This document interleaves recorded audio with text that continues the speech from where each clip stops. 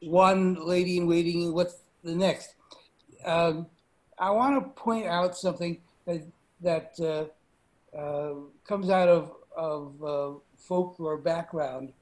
Um, we have various places where the days of the week are described or they are characterized. Do you think of any examples? Creation. No, well, I don't recall the curation saying that Monday is like this and Tuesday is like that. Right. But the first day of the week, first day, second, so what? Yeah, what is they look like a day like any other day, but what happens in that day is different. There's different things that are created on each day. Okay, so we're making some progress there. Anything else? If I were to say to you, what is the description, or what is the sign, or what is the identifying feature of Monday or Tuesday or Wednesday? Well, Monday's Moon Day. Right. Sunday's okay. Sunday. Right. And what's the characterization? Day and night. I don't know characterization. Monday's child is full of grace. Tuesday's child is fair of face. Wednesday's you know any other one? Loving and giving. Thursday's child works hard for a living. I didn't know that I remembered this. Yeah. It's better. I think that's as good as I get. Well, that's terrific. That is really terrific.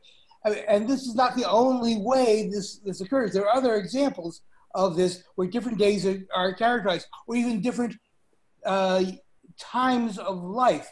For example, the rabbis will say that when you're in your 20s, you're involved in this kind of activity. When you're in the 30s, you're involved in this kind of activity, so forth. There are descriptions like this that characterize particular periods of time by which we might say this is the difference between this particular day or this particular year or this particular time of life and others. And they are very deeply seated in our minds. The example of quoting Monday's child is, et cetera, and Tuesday's, so on and so forth. Anybody know how that ends up? We got Monday, Tuesday, Wednesday, and Thursday, right? Look it up on my phone.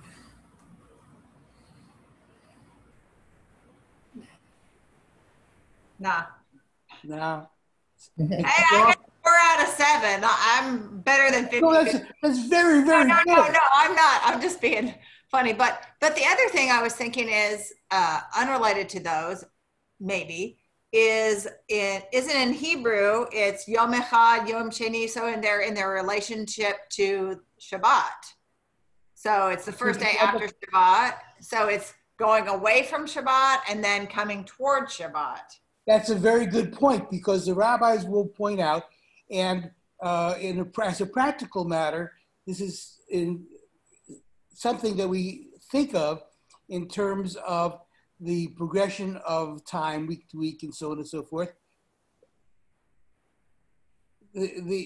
As we move from Sunday, which is day number 1, through the week, how does the quality of these days change? So the midrash that I heard is that the restfulness of Shabbat and the peacefulness of it keeps going and keeps you sustained up through midweek, through Wednesday. Right. And then you switch from the previous Shabbat to the anticipation of the next Shabbat, which sustains you for the rest of the week. Yeah. So there is a kind of pattern, a kind of energy that shifts, moving towards Shabbat and moving away from Shabbat. Mm-hmm. Okay, the week has a climax, and the climax is Shabbat. And although, oddly enough, although Shabbat is not in the middle of the week, in terms of our connection to it, there is a kind of shifting energy which has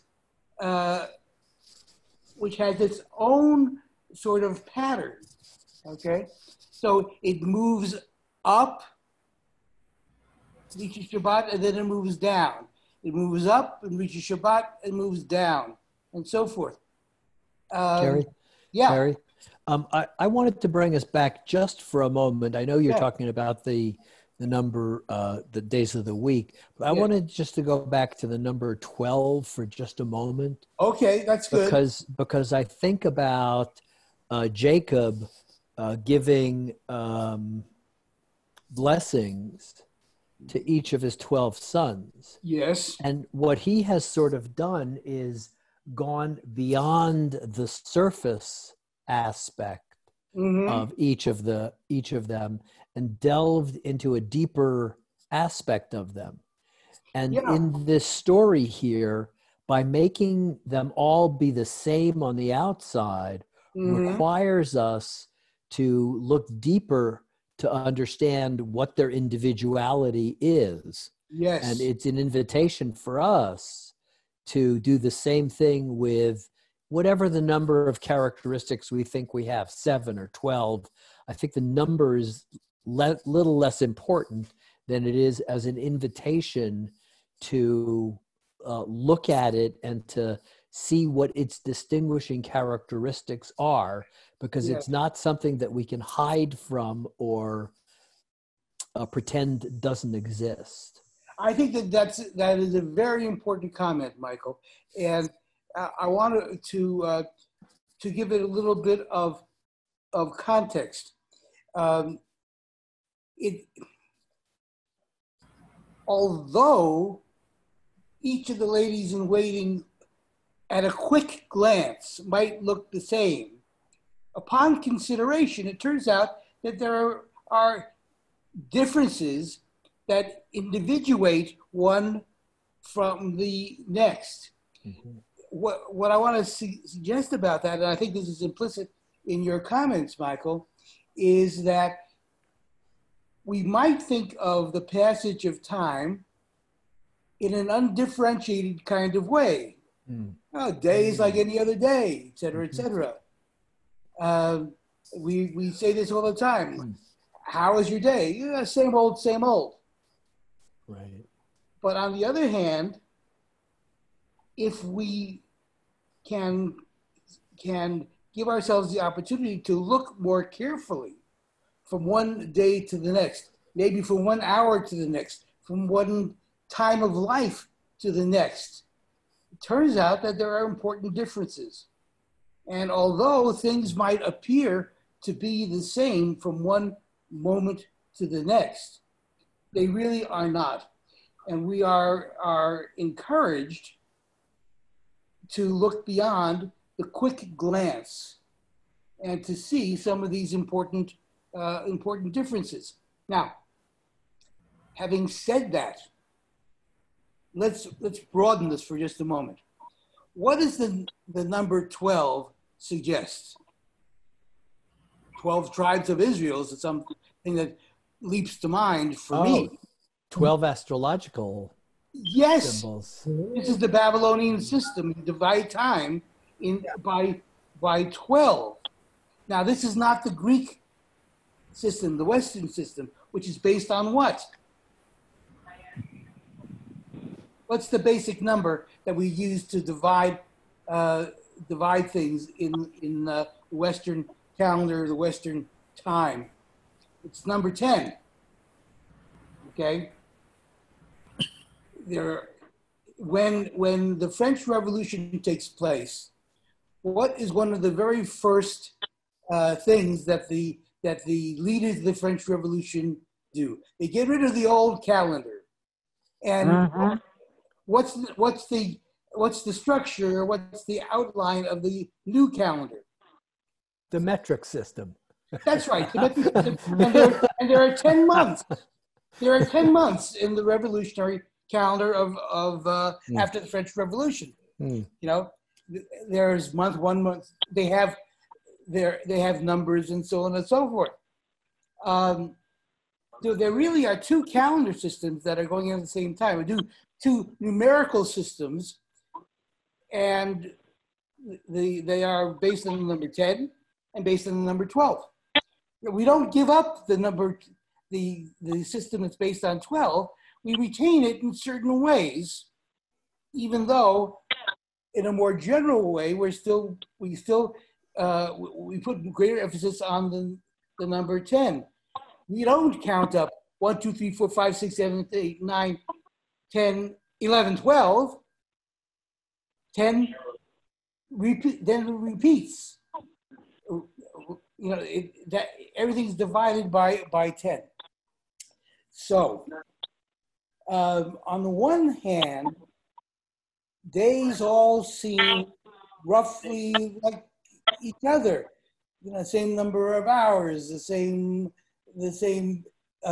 place in the structure of the calendar, and so on and so forth. And yet, if you look more carefully, each day, each time is different, has different qualities, different characteristics, and so on and so forth, depending upon our point of view or how carefully we look at things. Let's look at that point of view and say, okay, how does that apply in the way we as human beings encounter our lives?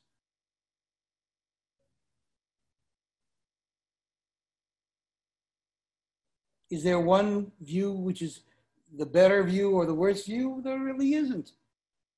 There are ways in which noting how things are the same is important and valuable. And yet at the same time, there are ways in which noting distinctions that require us to look more carefully also revelatory or revealing in some way. We operate in both worlds, the general and the particular, the ways in which we see the similarities in things and the ways in which we see important distinctions, which tend to be magnified. I don't know, how many times I have to tell these people to leave me alone from 12 to 1.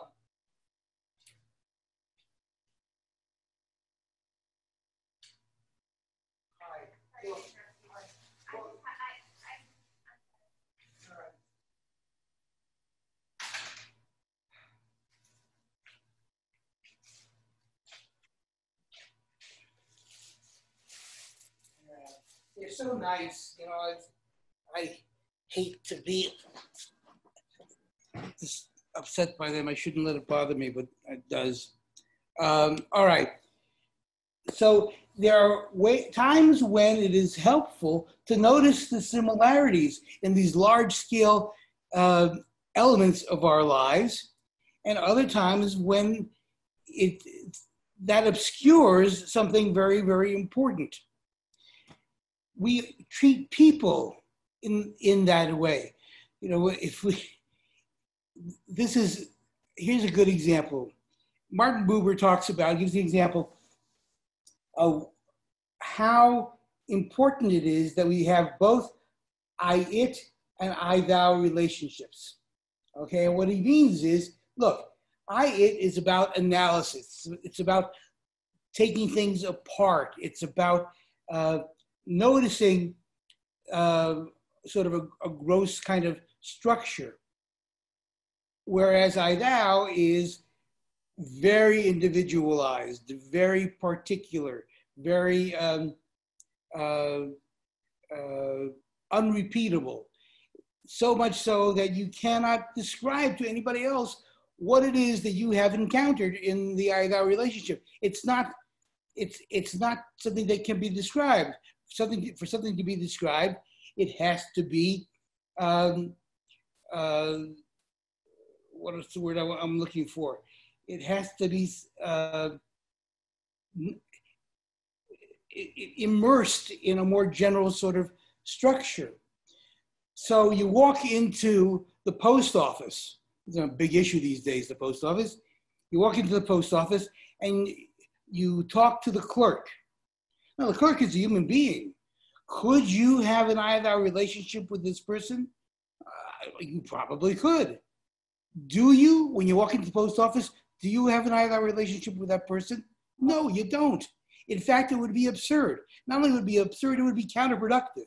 The nature of the relationship is I-it, and that is not a bad thing. It is required in many circumstances to treat others or treat whatever it is you're connected with or engaged with as an it. If you go into the post office, you say, how nice to see you. Can I buy some stamps? And you get some stamps and you pay the person some money and you leave. And that is an absolutely acceptable relationship.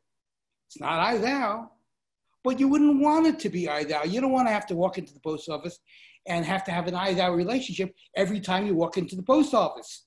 Life can't work that way. And yet, it is indispensable to have those kinds of relationships which supplement or complement the everyday kinds of encounters which are analytical, they are external, they are not personal, if you want to put it that way. We have both. And that is how our relationships work. That's how time works. That's how communities work. You look at a community from the outside, you may not see much of what is really going on in this particular community. We're going through this right now as a nation. We're going through this now with Black Lives Matter and with the notion of dealing with white supremacy and racism. What is it that is so offensive about racism? One particular way of looking at it, not the only way perhaps, one particular way is that the individuality of the people in the group we are looking at has vanished. It is erased. It is not present. We don't notice it. We treat other people who are individual human beings as if they are simply members of a class. And that class is not based on actual qualities. It's based upon our projection. It's based upon our imperfect understanding. What we are asked to do in order to counteract the notions of superiority and racism and so forth is to make sure that when we encounter the other, that we are encountering them as they are and not through some general class we have created which causes their individuality to disappear. That's not the only way to look at racism, but it's an important way, which I don't think, oddly enough, we talk enough about. That's just my personal view. But that is something that is repeatable in many different areas of our life. You can't say women are like this. Well, you can, but if that's all you have to say about them, then you have missed a huge amount of important information. You have missed huge factors that are part of who it is you are involved with. When you say that women are like this, or Jews are like that, or African Americans are like this, what you have done is you have distorted a complex reality into something. It's a kind of reductivist way of looking at the world. So we say, oh, the French, that's one of my particular ones. I have very little to say that's good about the French. I'm not going to go into chapter and verse. I think I have good and sufficient reasons for not liking the French. However, I know that if all I have to say about the French is what my prejudices are, then I've missed a lot, okay? So while I might not like the fact that they encourage their children to drink wine with breakfast, nonetheless, there are plenty of other things I might like to them if I were to look past those kinds of features. Am I being clear? Yes. Yes. Okay, good. I'm glad. So here we have an image, a metaphor for this notion of how we connect to both time and personality or character and so forth. We can look at the ladies in waiting in a kind of I-it sort of way. But if that's the only way we see them, then we have missed a lot. On the other hand, if we only count an I-thou relationship, we're never going to get from day one to day two. In fact, we may not even get through day one. And that's a problem. The world requires us to be able to be practical in that way, to operate in terms of classes and categories. So we operate in both ways simultaneously, or maybe it'd be better to say we move back and forth. I don't believe this is just me, and you don't have to agree with it. I don't have to agree with any of this. I don't think people actually do two things at once. I think they move very quickly between two different things or three different things or whatever. And I think psychologists have demonstrated this, but that's just me. All right, so we have to be able to move between these two ways of knowing. And from my point of view, and it's not just my point of view, it's from my teacher's point of view, Gene Borowitz, what Buber is about is it's a kind of epistemology. How do we know things? What do we know about things? We know things that come from their being members of a class in which their individuality disappears, and we know them because of their particularity in which what they share with other entities that we're connected with, where that is an important element of the information we have about them. So when the servant is going to examine the princess, we're getting set up here with the idea that there is both the general and the particular, that we're going to have to be clear about when we're operating in one domain and when we're operating in the other domain, and that both domains reveal something that we know or that is worth knowing. So we might say that the way time works is that there is a kind of general structure that leads to and away from a climax. At the same time, we may also note that particular moments are in some ways, we might look at them as indistinguishable from each other, and yet in other ways, they're absolutely unique. You know, when I was a kid, my folks took me to the circus, and I just loved the circus. I still do. I know it's retrograde and all that kind of stuff, but I still love the circus. Now I love the idea of the circus because it is one of the things we don't notice about the circus, because we look at it now in terms of the abuse of animals, and that's a very serious issue, is that each of these animal acts particularly, let's say, but clowns and so forth, is all about the general and particular. That's how it all operates. When watching the flying trapeze, on the one hand, the personalities of the flyers disappears. We are imagining that we are up on the trapeze, and it's we who are about to fall any second. And yet, we are then able to say, well, no, these people know what they're doing. They're trained. It's not about their personalities.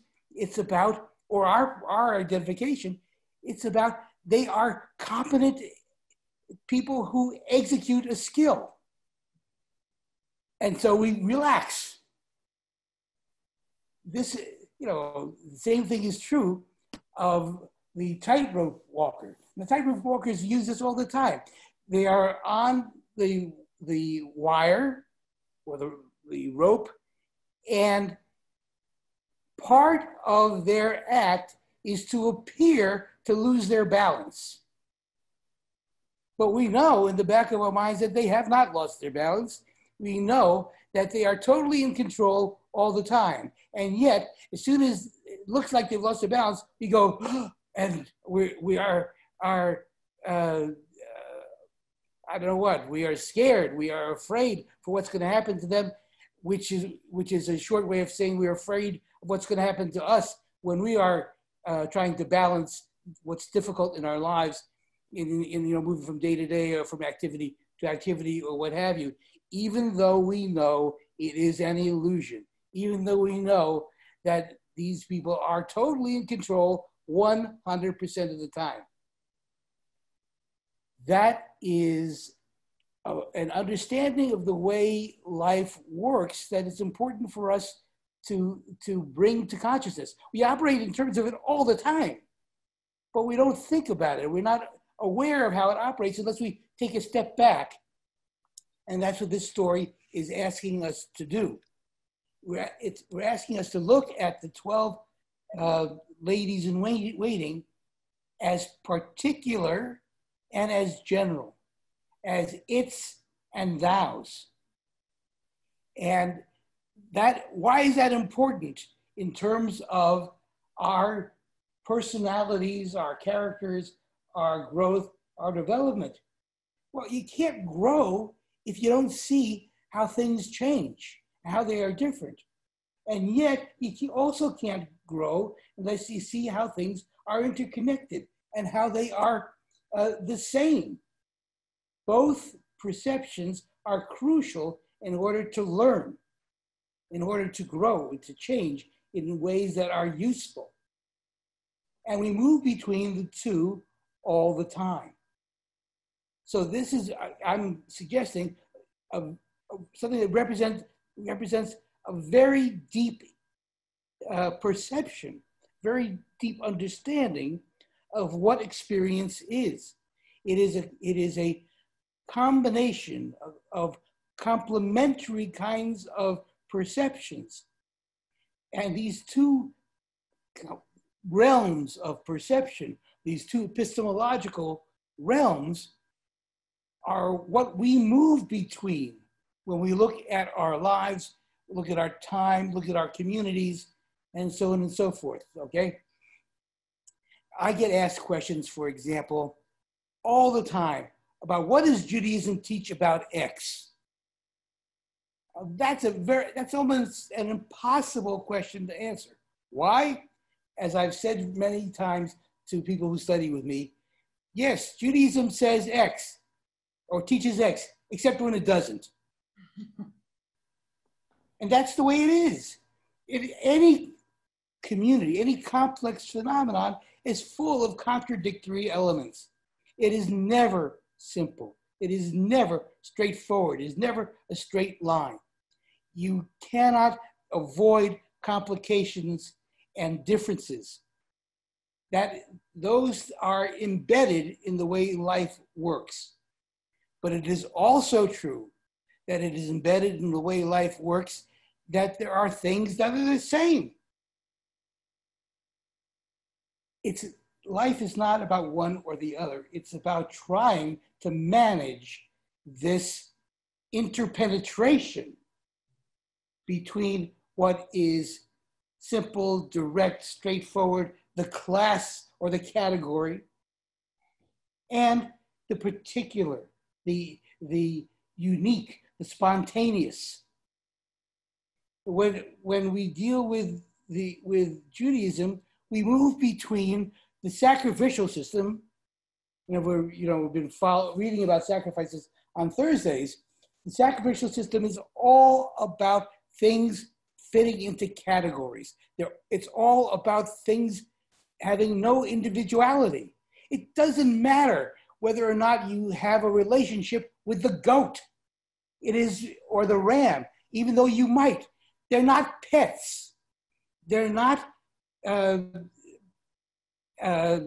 entities which we relate to, we see as having personalities, even though they might.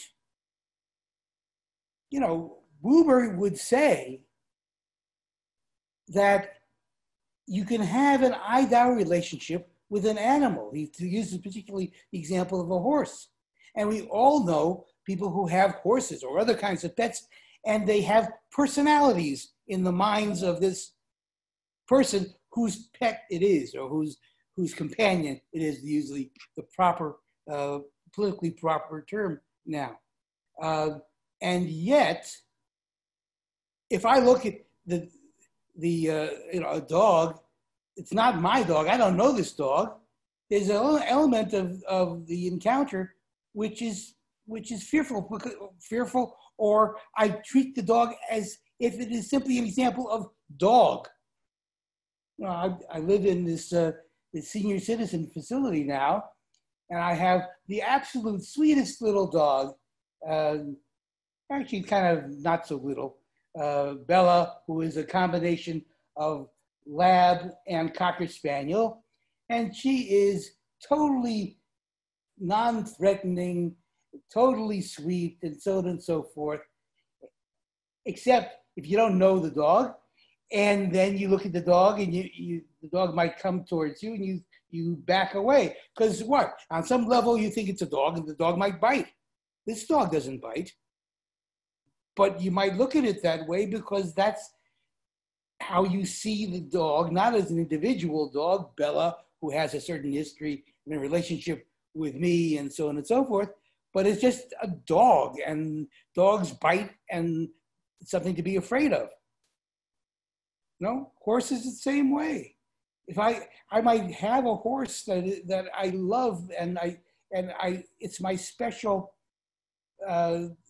companion, and yet, you know, if you go to the racetrack, you might not see that element of each of the horses in the race.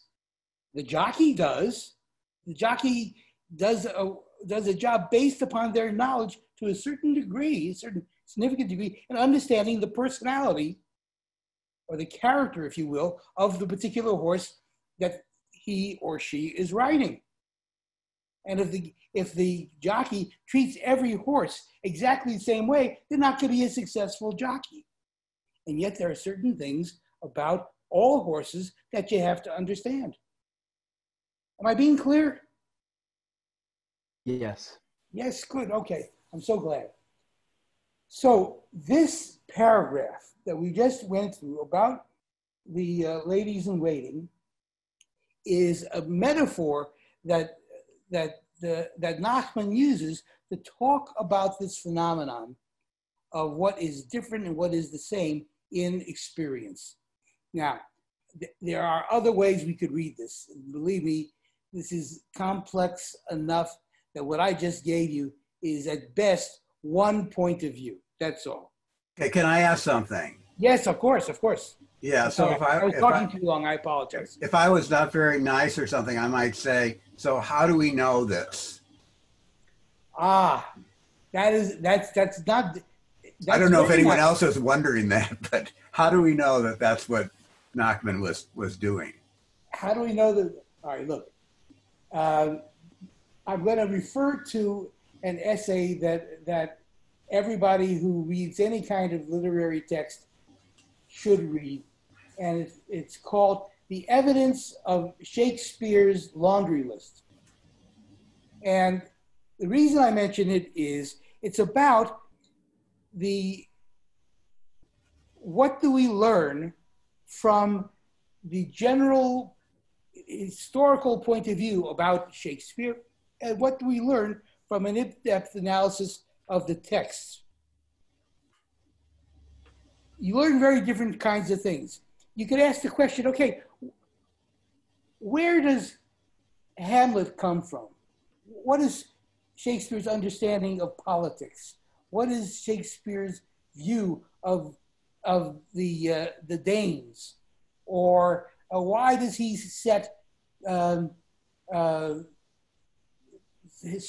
of his plays in faraway locales?